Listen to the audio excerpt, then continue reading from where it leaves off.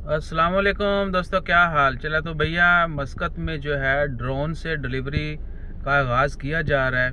अभी तक गवर्नमेंट की जानब से जो कंपनी डिलीवरी करेगी और कौन सी एप्लीकेशन, कौन सी वेबसाइट, क्या प्लेटफॉर्म होगा, क्या क्या तरीक़ाकार होगा और फुल डिटेल यानी मुकम्मल लिस्ट कौन से आइटम जो है आप ऑर्डर कर सकेंगे ऑनलाइन और उनकी डिलीवरी ड्रोन के साथ होगी।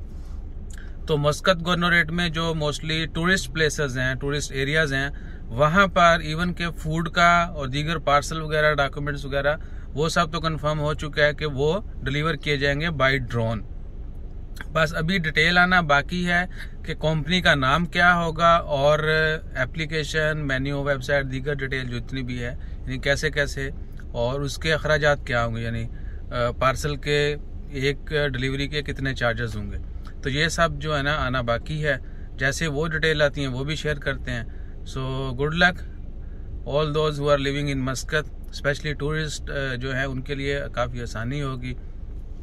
और जो गाड़ियों पे डिलीवरी का सिलसिला है, आपको पता है आजकल ट्रैफिक का भी है, तो जिनको इमरजेंसी होती है चीज़ अभी के अभी पहुँचे, उनके तो वारे न्यारे और मौजें। बाकी अल्लाह खैर रखे, आने वाला वक्त सबके लिए अच्छा हो। सिग्नल खुल गया, जज़ाक।